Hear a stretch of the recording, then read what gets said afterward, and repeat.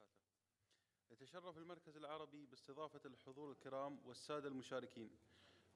أود بداية أن أرحب بالجميع في ندوة الاتفاق النووي الإيراني We welcome you all at this panel number 4, the nuclear agreement and its impact on domestic Iranian politics.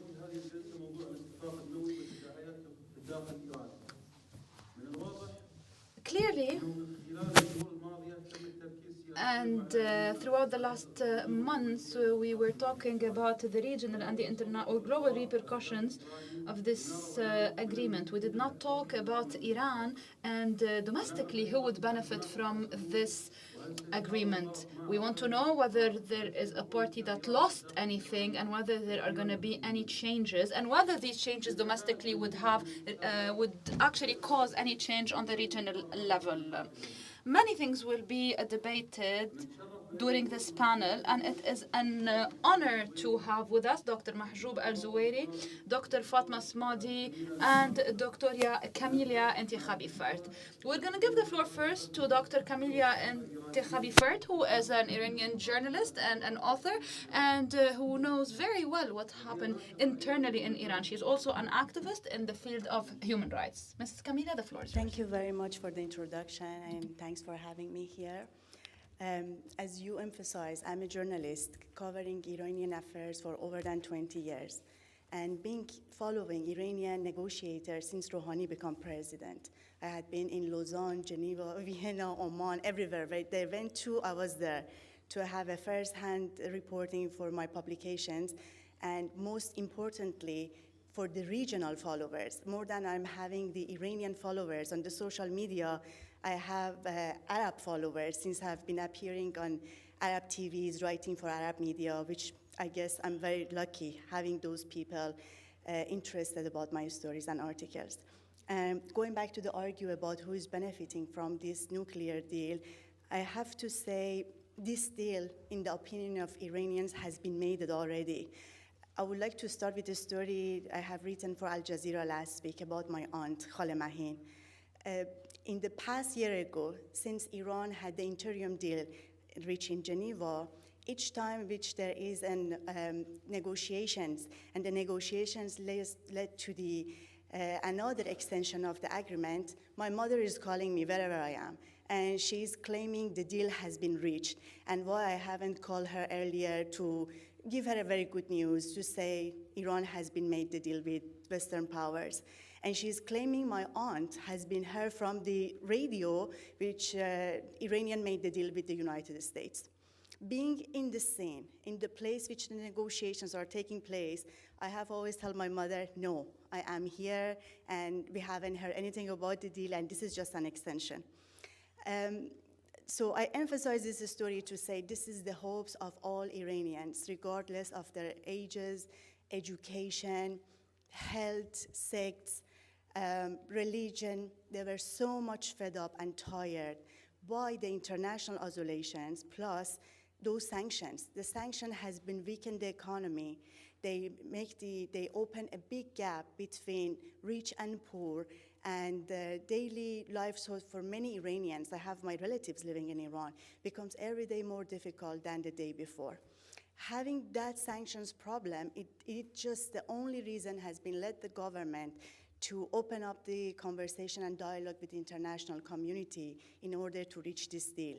And this historical opportunity, this historical momentum, which has been born at the Obama's administration, has been very much well understood and received by Iranian government. I believe supremely there is the person behind of all those discussions and the negotiations between Iran and the United States. And without his approval, not the interim deal, not this Lausanne deal couldn't be possible to be reached by either sides, Iran or the US. And talking about the benefits, I want to emphasize the fact, I understand at this region there are so much concerns, there are lots of frustrations and fears of having this deal between Iran and the United States. Some people believe it may empower Iran in the region to expand its regional influences or intervention, anyhow you like to develop this argue. But in the other side, Iran hasn't been sat on the negotiation tables because urgently need to remove the sanctions. Of course, this pressure comes from ordinary Iranians, but for the regime who financing, for example, Hamas, Hezbollah, Bashar Assad, any other militia in the region, they had enough money to finance them. Today, they are not negotiating because they need money. They are negotiating because Iranian people put enormous pressure on the government. And the changes, it shouldn't come by war. If the United States, Israel attack Iran, it doesn't make regime changes in Iran. We had that example when Iraq attacked Iran.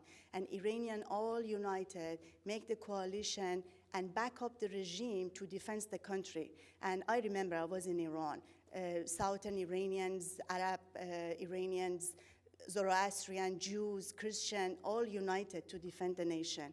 And if again, any sort of things happen again in Iran, I don't have any doubt the regime would become stronger.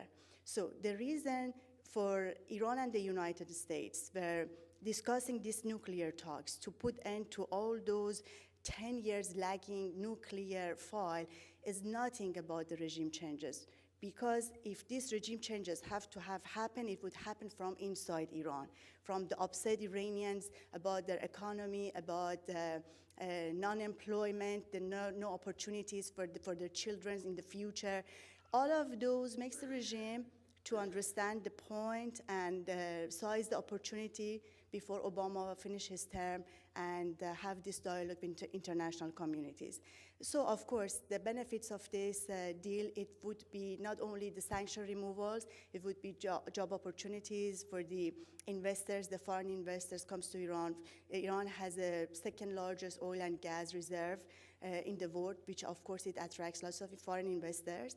And I like to say for the regional matters too, in the point of the regional countries, having peaceful Iran, and Iran which it put all those anger and frustration from regime changes, which is always, they are in a suspicious and they are in a conspiracy of everyone, but attempting to change the regime, definitely it would change their behaviors. Even I want to say for a while, since I remember in Iran, it was a big taboo speaking about Qasem Soleimani, the commander of Quds Force, or talking about the Revolutionary Guards people. Their regional activity was always a big secret topic for Iranians at least. So leave it alone if international community like to talk about it. But today easily we are saying Soleimani's photos has been distributed in social medias, and talking about them is not a big issue anymore. And interestingly, Rouhani were admitting about their appearances in, for example, Iraq. They never said Iranian military having present. They said their political advisor, their military advisor are in the region, even though just limiting it to this word of the advisors in the region, the president and the foreign minister, admissions is a big achievement in my opinion for the new government, the pragmatist government of Rouhani. If we let them to reach this deal, perhaps the activities of those militia, which I'm sure they have been disturbed, many people at this region, would become under the governance of the government of Iran. For example, sooner or later we would see these Quds Force would be shrunk inside of the Revolutionary Guards. The Revolutionary Guards becomes the right arm of the national army, and sooner or later, those regional activity becomes very transparent. I'm not saying it would be completely demolished or disappeared, but definitely it would give opportunity for Iranian people to raise their voices and express themselves by having a better economy and also access to the international community. I am, as an Iranian American, definitely have to observe both countries' benefit. But still, I am having lots of friends and lots of good relations with Arab friends at this region. And I'm seeing them also benefiting from this deal by having a stable Iran, accountable country, which transparently let the inspectors of IAEA comes to inspect the nuclear sites. And I like to believe the US fact sheet has been exist, and in spite of Iranian denial of saying there is not such a thing existing, I want to believe it has been exist.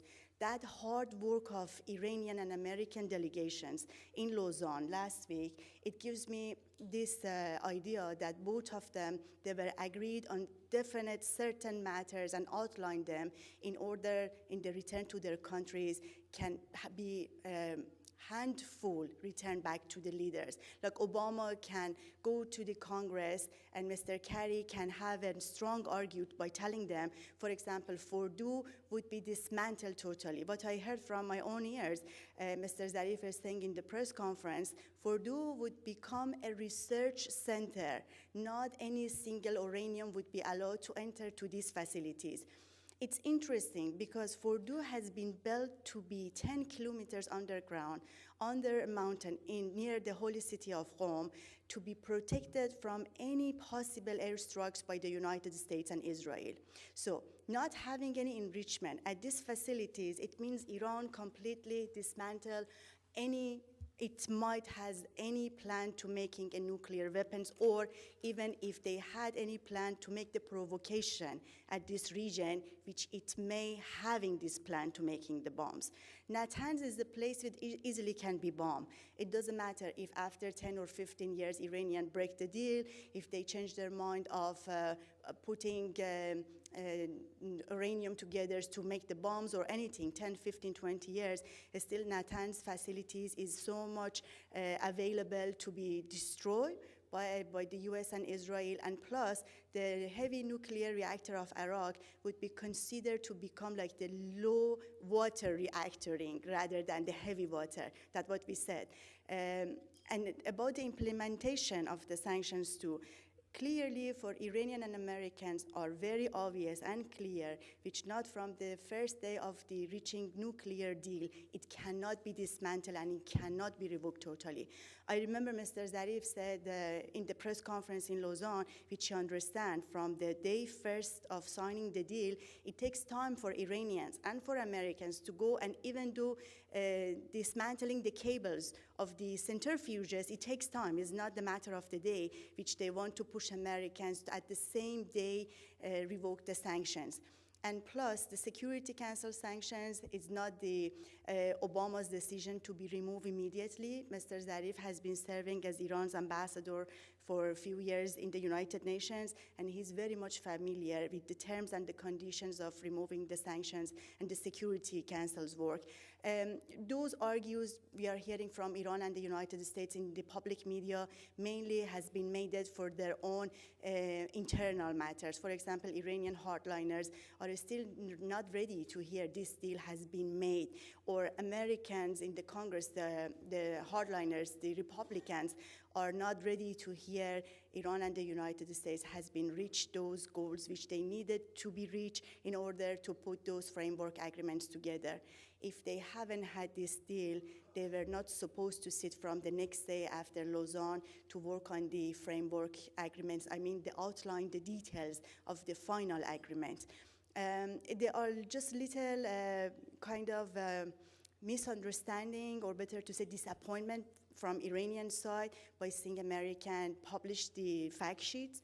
Iranian promised also to have their own fact sheets ready since 3-4 days ago, but we haven't seen any. They are not interested to openly or have those argues about what they have been agreed with Americans. They're supposed to be totally secret and totally kept quiet until the last days of those talks by end of June. Ayatollah Khamenei a few days ago came and said the deal hasn't been reached and there is no room for a public jubilant or people congratulating each other, which is still, there is some time left for the final deal. But in my opinion, the final deal has been reached. Of course, there are always room to say it might not be finalized in the very much final days, but still, I believe the history has been made. Even, let's say, if that deal hasn't been made within 3 months or the time has been extended, seeing Iranian and Americans so comfortable in the breakfast room, they were greeting each other like Iranian and Arab neighbors they do, and see Americans are at Iranian side arguing with, for example, French delegations over this deal. it gives us this very good senses, which all those animosity and the difficulties, which it caused lots of regional problem for us, has been over. But unfortunately, the time is so much limited for President Obama, and they have to act very fast before the next election. As soon as the US candidates began their campaign, reaching this final deal becomes much harder for Obama and, of course, for Iranian administration. I am optimistic to say this deal would be benefit all of us in the region, and of course, Iranian. 80 million Iranians living in your neighborhood. We can't throw them out in the Gulf. We can't kill them. We have to live with them as they have to live with all the regional neighbors too. Having a dialogue and having a mutual understanding and addressing the issues, I guess it would benefit all of us. And let's that begin with the Iran nuclear deal. Thank you.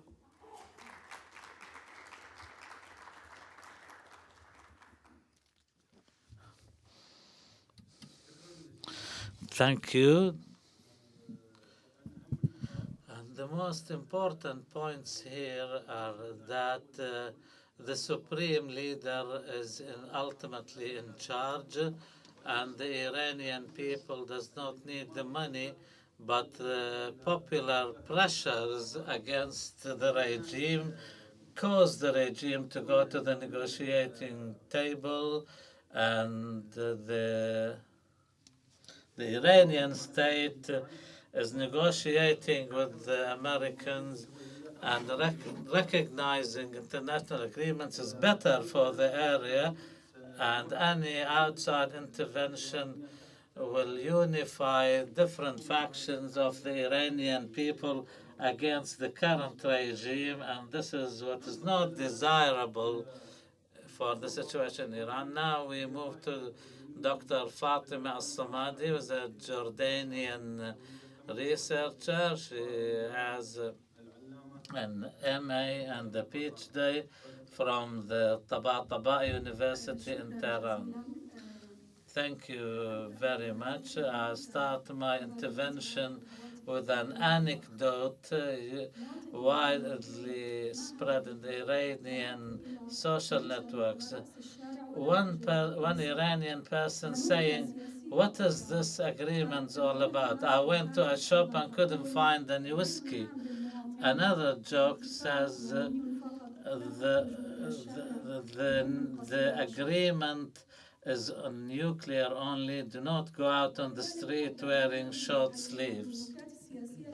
So from this kind of political jokes and satire, I move to the reasons why some people are opposing this agreement, and each party has its own reasons, whether political, economic, or otherwise. Both supporters and rejectors of the deal have reasons. And as for the supporters of the regime, they have a main objection is that the whole world recognizes that Iran has the necessary technological techniques or technology to produce a nuclear bomb, and the agreement and the lifting of the sanctions will improve the national economy, and also the agreement annuls the military option against Iran. And also the rejectors say that this will infringe on the sovereignty of Iran, especially when it comes to verification and inspection, and also the mechanisms to remove sanctions are vague. Will the sanctions be lifted immediately, or will there be a timeline for that? This is the kind of arguments forwarded by the people who reject that. Most people who reject that in the Iranian parliament and the National Security Council, who are ultimately responsible for ratifying any agreement. As for Ali Khamenei, the supreme leader of the revolution, His position is he is neither with it nor against it, and there is no reason for jubilation and celebration. But of course, we must understand this in view of the exchanges in the Iranian parliament when members of the National Security Council said to Jawad Zarif that you passed the red lines by the supreme leader. He said, this is a lie. You were not with me when I met the supreme leader, so you have no idea what the red lines were. And of course, the supreme leader wanted to keep himself away from this kind of polarization and spoke of certain aspects of the agreement which will make him agree or disagree to it. And in my opinion, there are three issues which will determine the supreme leader's position, and there is still an opportunity for the fundamentalist people and conservatives in Iran to annul this agreement and cause its demise.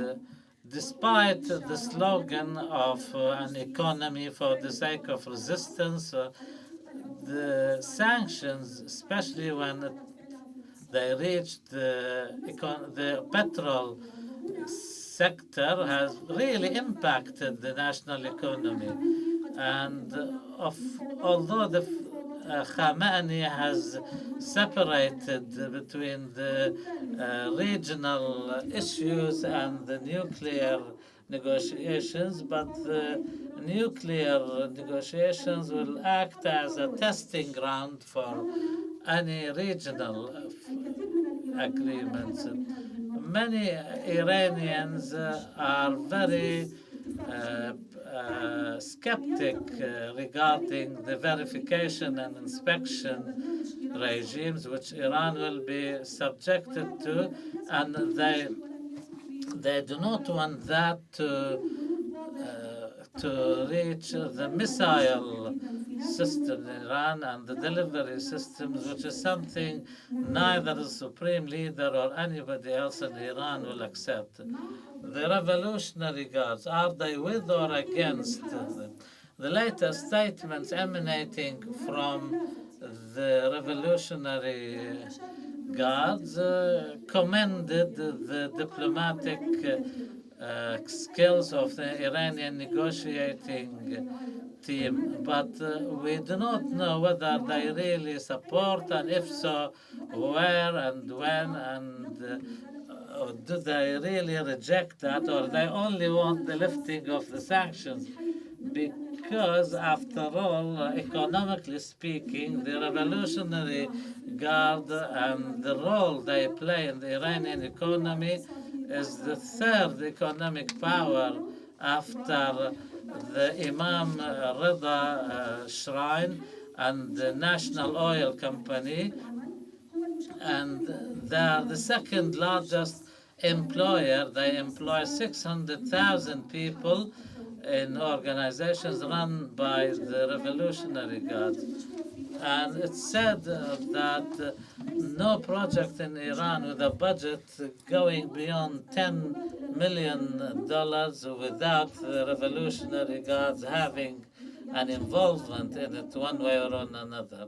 And of course, they have suffered tremendously because they have 88 semi-ports for and jetties for exporting oil, and any agreement by the Revolutionary Guards, an agreement to an eventual nuclear deal, will have to be met with guarantees that that will not involve a close inspection of certain facilities.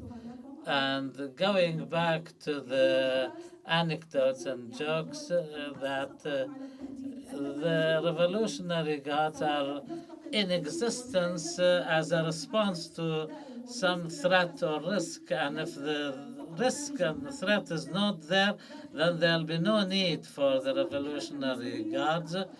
And of course, they classify the women's movement in Iran and women's rights movements as the biggest source of threat. As for the National Security Committee, and they, in their opinion, the agreement plays into the hands of Rouhani and his style of leadership and the manifesto he came up with when nominated for the elections. Of course, the conservatives fear his reformist agenda and program, and I think this agreement will determine Rouhani's political future, and in fact, not only Rouhani, but the entire camp that shares his political opinion and policies. And I remind everybody that when Rouhani came to power, said that Iran needs a good manager and not a good servant, in a clear disagreement with Ahmadinejad's slogan of him being the servant of the nation or something to that effect. So this will be the testing ground to see whether or not Rouhani is a good manager or not. 86% of the Iranians used to support Rouhani's position to reach an agreement, and if there is a new opinion poll held, the percentage will be higher. As for Rouhani's political future, one survey which was done after the Lausanne Agreement, one before, the latest one shows that Rouhani's support, popular support, is less now than before because of the fall in oil prices and economic program. So if he can achieve something out of the nuclear deal, maybe he'll improve his position.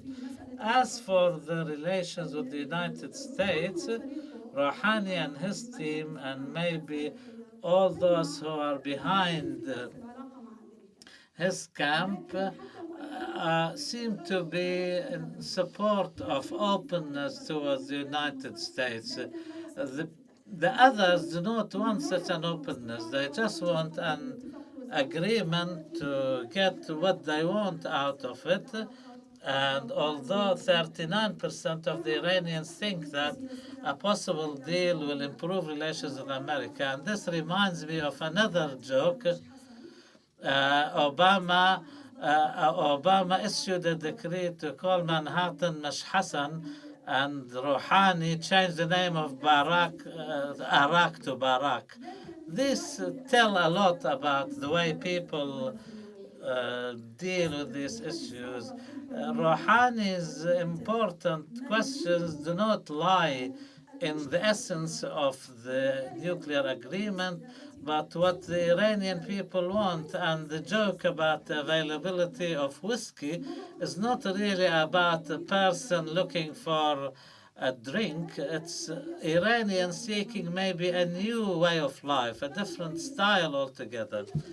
When Zarif was received on his return journey to Hama, when some were saying, Ya Hussein, Mir Hussein, and now the Green Movement's leader's name was recalled, and in the engagement party of former Khatami's sister, most people who were there were women, and most of them chanted the name of Mir Hussein Musawi. And of course, maybe the vast majority of the Iranian people want openness with America. They want better relations with America, but this is not necessarily what the Revolutionary Guard and the fundamentalist conservatives want. So therefore, in the coming days, when the details of the agreement unfold, we will see that each party trying to convey the meaning and the interpretation of the agreement in the way that suits them, and we will see different manifestations of the relationship between the two sides. Thank you. Thank you, Dr. Fatima. The most important points you made here are that the Supreme Leader wanted to really extract himself out of this polarization, and the National Security Council and some or many of the parliamentarians seem to be speaking against the agreement. The Revolutionary Guards is showing more reservations towards the agreement in fear of more openness towards the United States. And the Iranian society, by and large, contrary to political elite, wants more openness. Now we have Dr. Mahjoub Zweiri, who lectures on Iranian affairs in the University of Qatar, and he is an expert commentator on the subject. He used to work in Jordan and was the head of the Iranian Studies Unit at Durham University. Thank you. I would like to thank you for the invitation. I'd like to thank the Arab Center for Research and Policy Studies, and specifically Dr. Azmi Bishara for the invite. I will be basing what I'm going to say on theory that states that this framework agreement is an agreement on the framework. It is not a nuclear agreement. And accordingly, I think that this framework agreement took place based on internal events happening in Iran, and the purpose or the end of this agreement targets the internal situation in Iran. I mean by that the structure of power and also the ordinary people.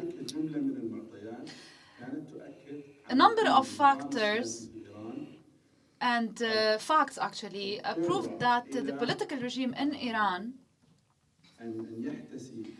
had to re-drink poison, if you allow me the expression, after the first one that was drunk when the Iranian-Iraqi war came to an end. Poisonous chalice. ما بيسمعوك على الميكروفون ما فيك تعمل هيك فيي. I would like to thank here, by the way, what was said by Dr. Azmi Bishara in the morning when he invited us not to simplify issues when we talk about reformists and conservatives in Iran. There is a current in Iran, a political current since the early 90s that believed that Iran had to go back to the Western sphere, and that the relation with Russia and with China would not bring back Iran to its previous status. And that economy and politics, as well as the regional presence of Iran and safeguarding somewhat the regional roles of Iran would not happen, would not take place, but through links and relations with the West, and specifically the US. This current appeared strongly after under Khatami, tried to achieve something, was criminalized, and was dealt with as an enemy. Lost the war or the battle after the elections that Ahmadinejad won, lost about 50 diplomats and statesmen that lost their positions, of course, but this current did not disappear or vanish. This current, in my opinion, did not vanish, maybe remained, but at a lower level of influence. This current, in my opinion, played a role during the nuclear talks, and Rouhani himself came from this camp. Rouhani that actually negotiated with Germany, Britain, and France since 2003. This political current and movement, in my opinion, according to my humble readings, actually pushed towards running to this agreement, minimal agreement with the West. In order for this to happen, it was necessary to follow two important paths. First of all, it was very important to show the Iranians, the ordinary Iranians, that negotiating with the West is something that can be accepted. And this, of course, made the whole process very slow but efficient. And since we started talking about the nuclear program of Iran and the negotiations, started talking about a step forward and a step backward. A step under the name of the state and a step under the name and the slogan of the revolution. But this also created a current or a movement inside the Iranian society that said that these negotiations were actually good for us. They would improve our economy. And on the other hand, there were sanctions, 4 rounds of sanctions under Ahmadinejad that harmed a great deal the Iranian economy, and the Iranians that were promised by Nijad to benefit from the oil revenues, well, on their table, the Iranians no longer had bread because the basic goods and products were no longer subsidized. So, because of this nuclear program, daily life in Iran was harsher. And this current was, of course, let me say here, there were 2 wings under the opposition. The wings that actually are very important for this current regime, the Revolutionary Guard and the conservatives. The Guard was actually starting to militarize, I would say, politics in Iran. In the 90s, by the way, politics in Iran was militarized when the Revolutionary Guard moved from the military issues of the Iranian-Iraqi war, started looking into economy and started infiltrating the economic institutions. And Mohammad Khatami stopped this current, and it was in 98 that Rahim Safawi said something that is known and that I repeat usually when I take the floor. Mohammad Khatami said, "We will cut the tongue of whoever insults the Revolutionary Guard," and he was talking about President Khatami back then. As we say today, the army has to go back to its basis. So they did not accept the statement when it was said. This militarization of politics and this specific current started to grow, not very far from the Murshid, not very far from the Ministry of Foreign Affairs, not very far from the presidency or the parliament. We're talking about professional staff, about academia who believe that Iran should have a relation with the West. Today, tomorrow, later in the future, this relation with the West should exist. Now, the regime probably put this current and the figures that represent it aside for a while. And the counter current, meaning by that the Revolutionary Guard played a major role under Ahmadinejad. Now, these changes made the choice of negotiating gradually an acceptable choice. In maybe 2010, it was requested that the choice of negotiations become an acceptable choice in Iran. And I said earlier that I'm going to talk about what's internal and what's about regional. Iran back then wanted to and was really pleased to be able to intervene in Iraq, to negotiate Iraq with the US, and nobody was criticizing Iran back then. The Arabs, of course, was angered, but they couldn't do anything about it. According to opinion polls, the Iranians wanted the negotiations. So even inside the public institutions, there was support for negotiations. And also, slowly, you would have an public opinion in the US saying that this regime moved tactically from a regime that wanted to commit suicide politically to a regime that wanted to survive, to stay. And this was the crucial point in the change of the perception perception of Iran in the US. And I refer you here to the many reports that were issued in the US, what's referred to as the intelligence community. The report that was announced or was published 2 months ago didn't put Iran or Hezbollah under the states or entities that sponsor terrorism. Compared to other or previous reports, maybe in the last, say, 3 years, there's a term that is used under terrorism, and when it refers to Iran and to Hezbollah, we're talking about reports addressed to 17 intelligence community institutions in the US, says that the priority of the Iranian regime right now is to survive. Survival. What does this mean in politics? This means that there is an opinion in the decision-making spheres in the US saying that if we are to sit now with Iranians, the Iranian leaders, they would accept a concession. They are more flexible. And I think this is a very important development in order to get to the nuclear talks. This change behind the scene, I think, led to the current talks and progress that is rather fast. I add to it the regional events post-2011. Iran didn't expect these events, and I don't want to dwell on issues that were discussed by other colleagues, but what happened in Syria mixed the cards to a great deal.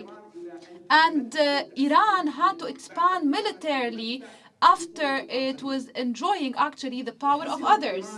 Iran lost a very important tool in the last 36 years. I mean by that, it's a soft power tool, because Iran used to say that is a state built on revolution and the concepts of revolution. With the Syrian conflict, this very beautiful image vanished, and Iran lost a very important tool that it actually seduces with. I mean by that, soft power. Accordingly, decision makers started looking into the most important dossier, I mean by that the nuclear program. In view of all these factors, we arrived to 2013 and the first agreement that was signed. This first agreement was an attempt because the Iranian decision maker wanted to really test the opinion in Iran, the public opinion. Is this agreement going to be accepted or not? And in this test, the Iranians, the public opinion in Iran, of course, conveyed a message to the regime: we want to be part of the international community, we don't want to be isolated. Of course, you would have in parallel sanctions, inflation, unemployment. This is what we heard from Dr. Fatima earlier. So the economic aspect of things. Now, in 2013, it was a good agreement for the regime. It did not look like an aggressor, but at the same time, it wasn't enough, because $22 billion, $500 million were given to academia and U.S. universities. And by the way, up to 90% of Iranians who go to American universities never come back to Iran, because they are paid, they are helped by the government, but they never go back to Iran. So you can imagine the loss in terms of human capital. This is what was said by the Iranian president: we need to bring back those people to Iran if we want Iran to become like China.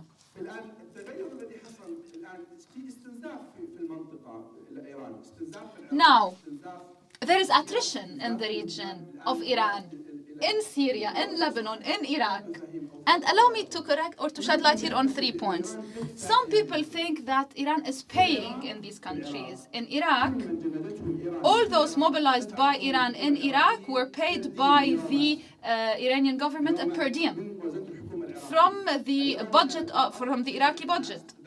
Iran would group the people, train them, and they were paid by the Iraqi government, not by the Iranian government. This is one. So when you say that Iran has an excess or a surplus is able to pay here and there,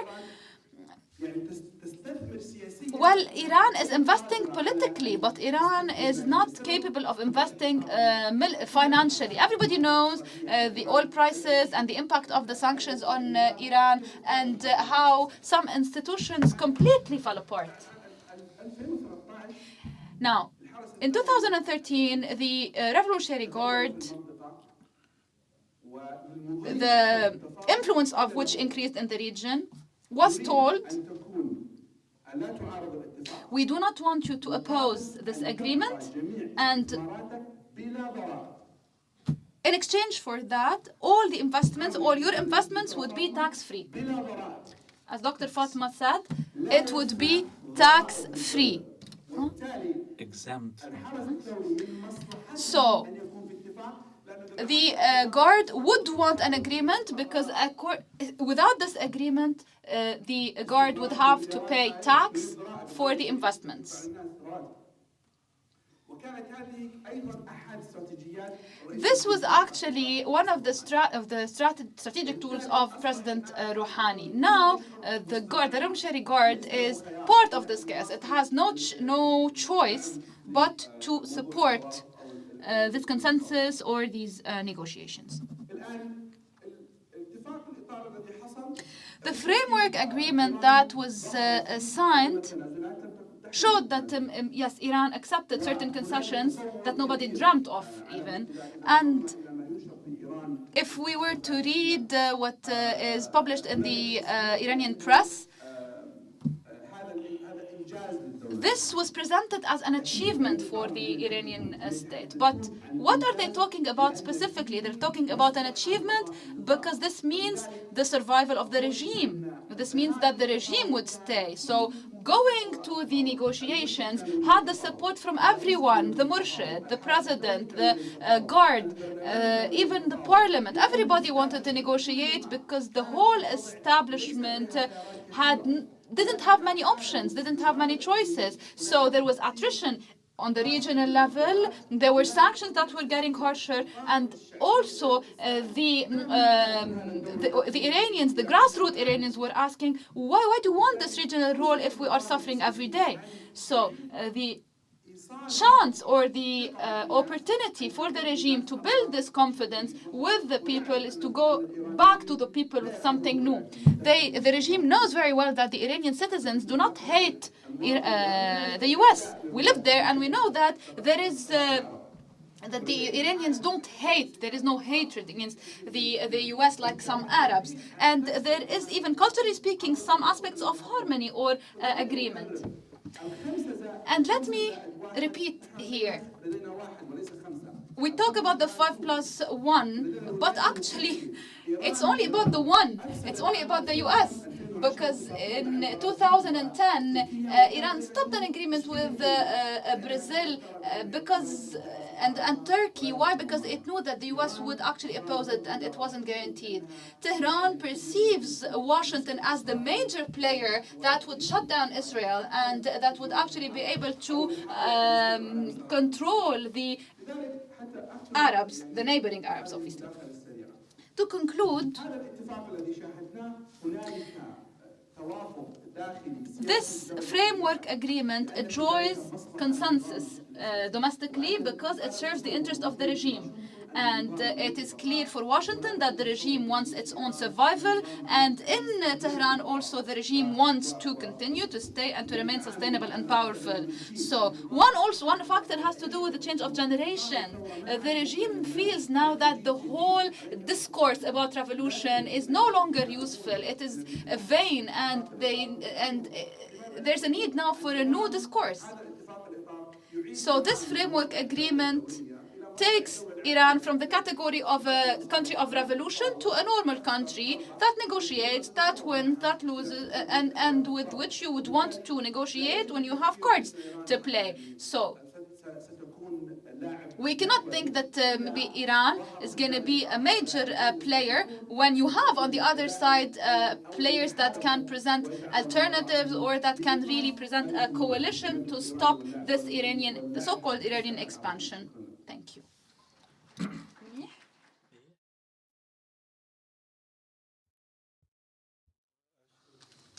Thank you, Dr. Mahjoub, and thank all the panelists. Of course, the basic idea floated by Dr. Mahjoub is the weakness of the political establishment inside Iran. Yes, and also its willingness to survive, and this reflects, or this runs contrary to many arguments that after this agreement, Iran will be stronger and constitute a bigger threat. Dr. Mahjoub is of the opinion that Iran had tremendous soft power options, but after its ill-fated intervention in Syria, it has lost some of that, and the current trend in Iran is inclined more and more towards rapprochement and openness towards the United States. Now we open the floor for questions. My question is to the ladies. My name is Sata Nuruddin from Lebanon. I'm a journalist. My question is to Camelia and Fatima. Camelia, your first question, do you feel that the Iranian negotiator is acting against the pressure of time, similarly to the American negotiator, because of the lack of time for Mr. Obama? And so is there a timeline sort of imposed on the negotiators from the Iranian side, similarly to President Obama? He knows he is leaving the White House in less than 2 years, and he is pushing for an agreement before he leaving the White House. إذن هل تعتقدين أن السيناريو نفسه ينطبق على إيران؟ My other question to Fatima is, I have the impression that you ascertained that the verification and inspection stage of the agreement will eventually place constraints on the Iranian missile program. Is this true? Can you give us more details? Can you elaborate?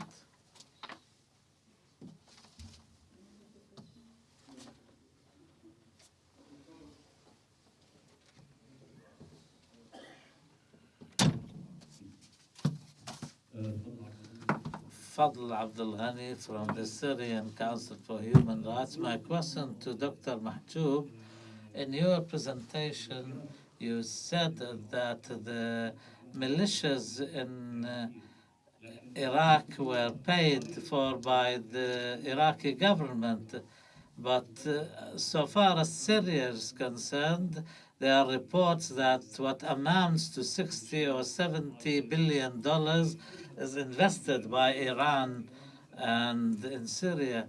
So after 4 years of Iran intervention, this must have drained the Iranian treasury. Dr. Camelia has to leave us soon, so we'll give her the chance to respond now. My apology. Yes, in my opinion, both Iran and the United States have a timetable to reach this deal in case if they are sincere and serious to reaching this nuclear deal. It's a certain simple points. Definitely the next US president, it doesn't matter, is Republican, I'm sorry, or the Democrat, they would having a different opinion than Obama. It's very obvious and it's very clear to us.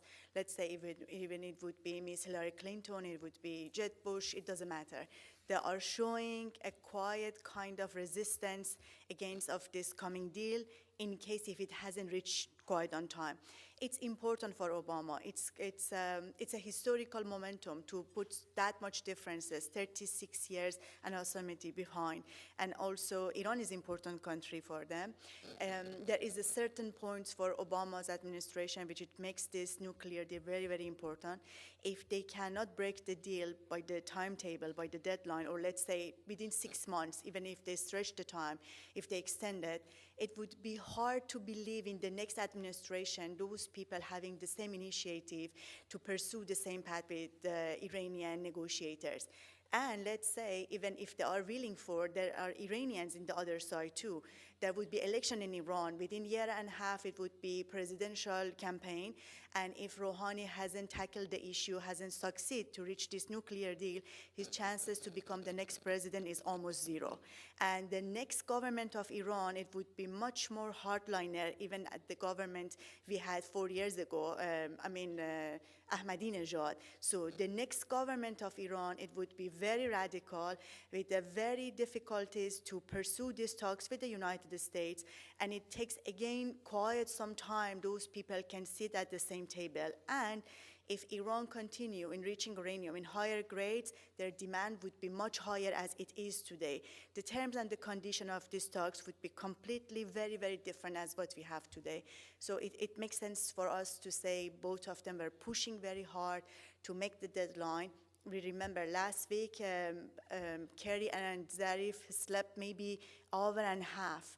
If that deadline wasn't important for them, if they had time to extend it and meet within a couple of weeks again, why they have to bother 2 days, 24 hours, pursue these negotiations? I don't want to believe on Supreme Leader's argue, which he says, let's do extended if they don't reach the argument, or the sky falling down to the earth if they don't reach the deal. They would. For both of them is very, very necessarily, and they are cautious. I was talking to a couple of insiders, Iranian politicians with the negotiator teams. That was, of course, off the record. And they were telling me they are absolutely aware and understand about this historical momentum, about the speciality of Obama's administration and Obama's himself. And they were usually taking this argue back to Tehran, to telling them what an opportunity is open for them. Thank you.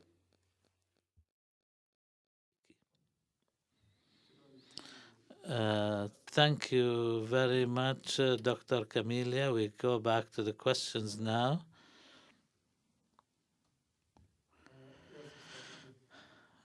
Yasser Saaduddin, my question to Dr. Mahjoub and Dr. Fatima, as experts in Iranian affairs. Some people are of the opinion that the United States will bring back the days of Iran playing the policeman of the area, and they refer us to the interview Mr. Obama had with New York Times. Is this really so? Does the United States want this area to be in a constant state of war and things? Now, America is against Iran's allies in Yemen, theoretically at least, and is supporting them in Iraq. So what are the prospects after the decisive storm, and can we expect the Turks to put an end to this Iranian intervention and the sectarian bloodshed as a result of it? Any other questions?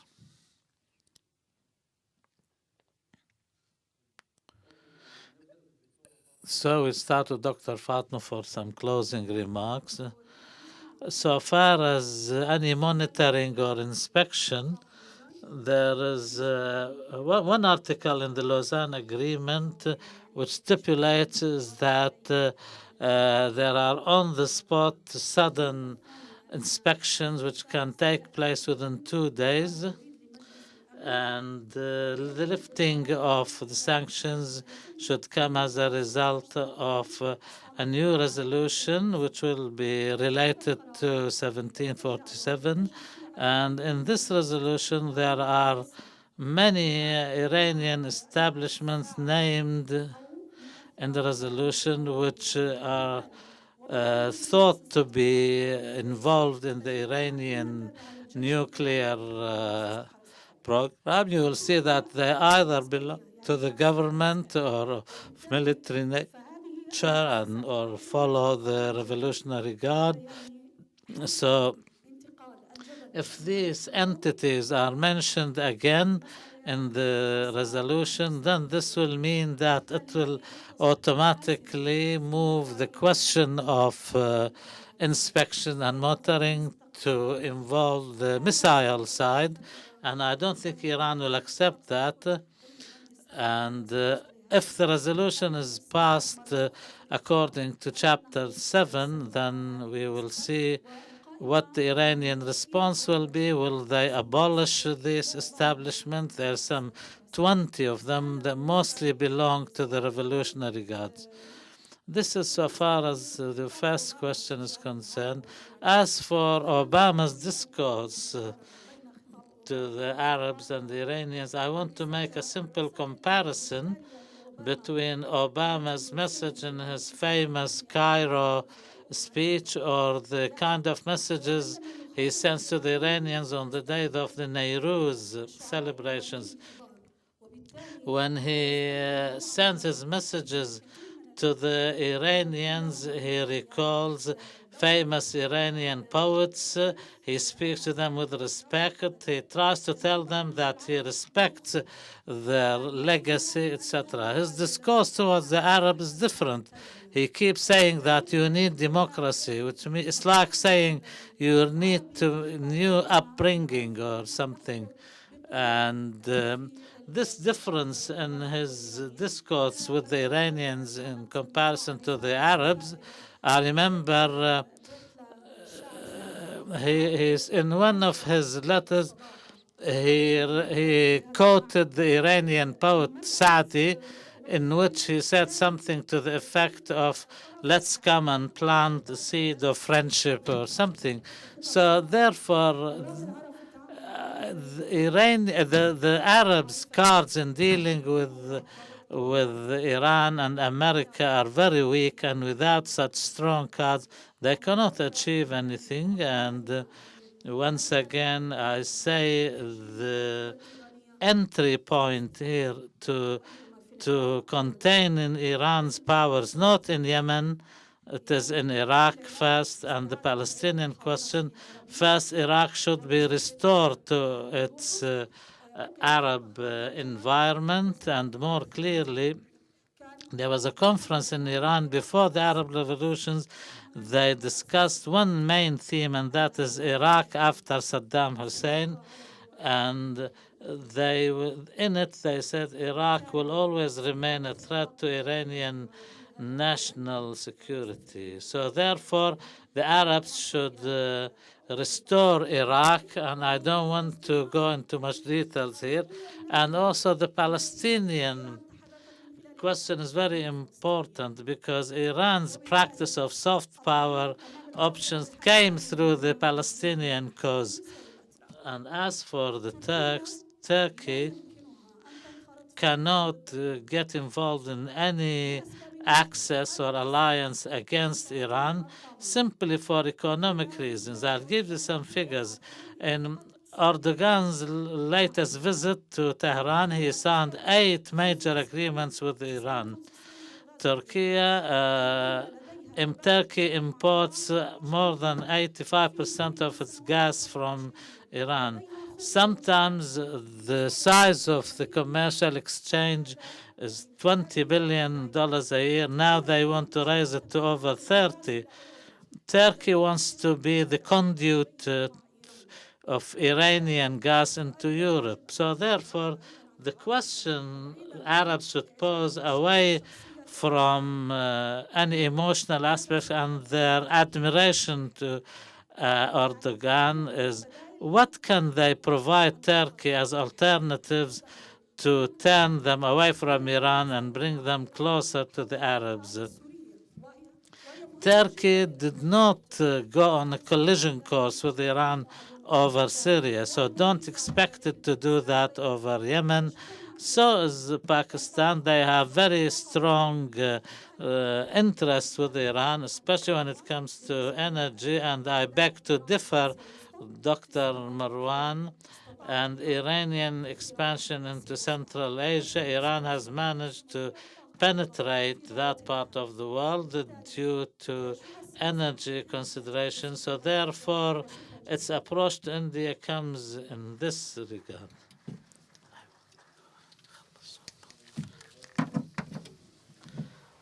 Thank you, Dr. Fatma. We give the floor to Dr. Mahjoub.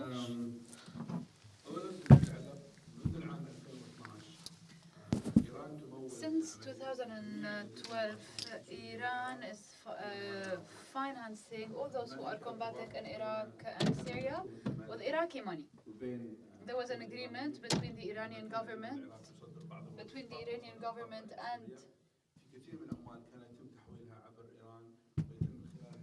and of course al-Maliki in order to finance the different combatants. Now this money, these capitals were Iraqi and some combatants were also Iraqi.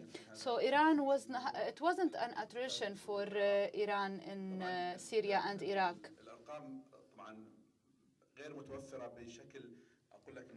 I don't have the figures to tell you statistics specifically, but you would have indicators here and there that tell you that technically speaking, the combatants were financed through Iraqi capital.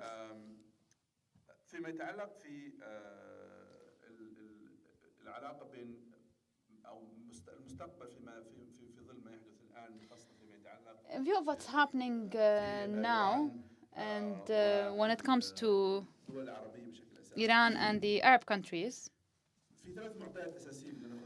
three main points to be taken into consideration so that we understand where things are going.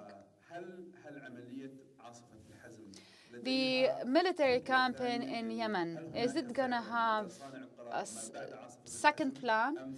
Is there something that's going to happen post Asifat al-Hamzm, or is it the final step? Because if it's only this campaign and then we end this chapter, it means that Iran is going to still handle the region and its politics the same way. Second,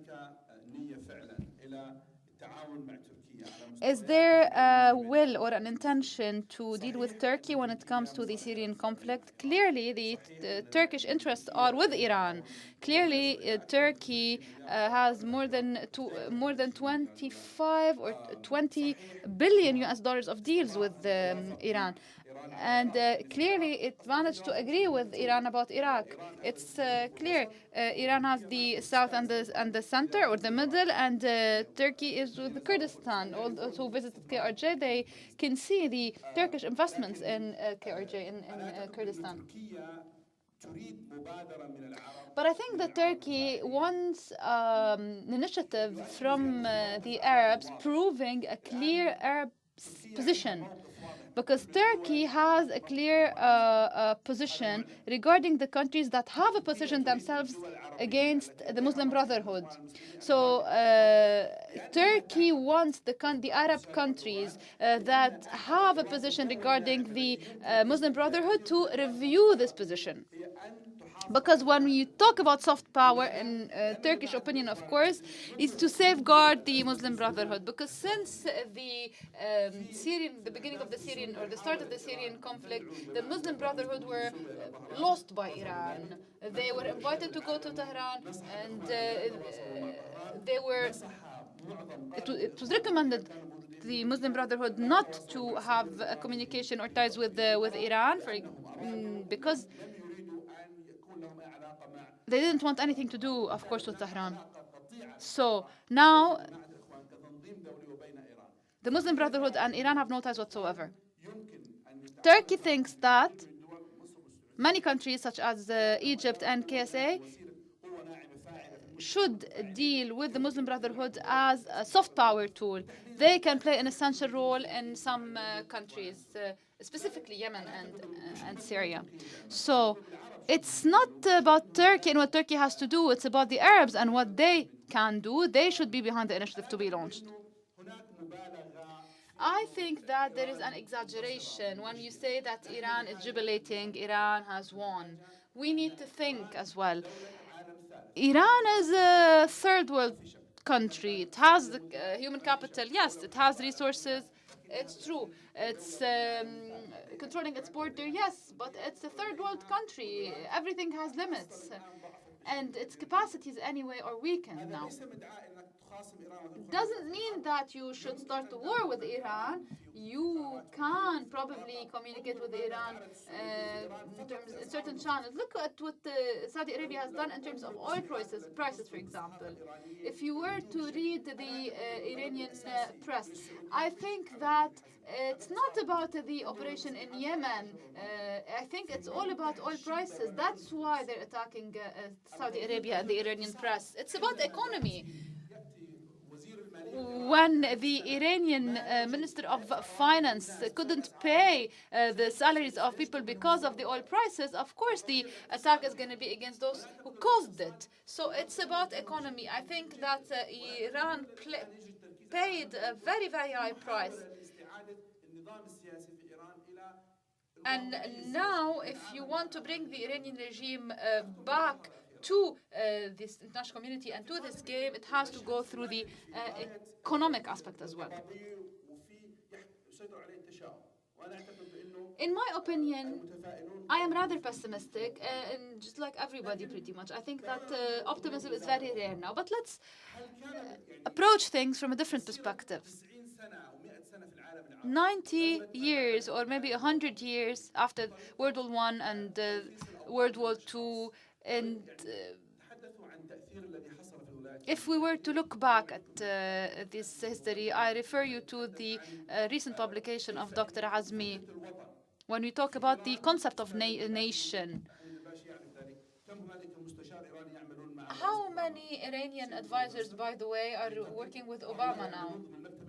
Mr. Nasser, Mr. Taqi, they work in the Oval Office and they are Iranians. We know them, they're colleagues.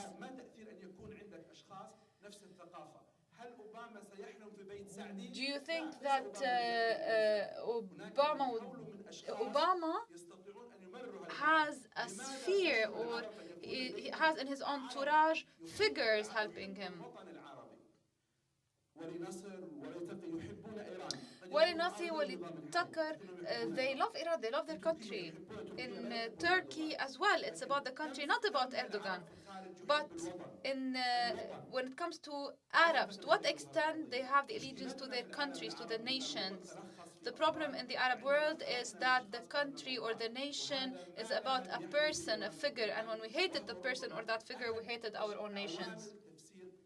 This is how I can explain the defeat that we are facing in the Arab world. Thank you.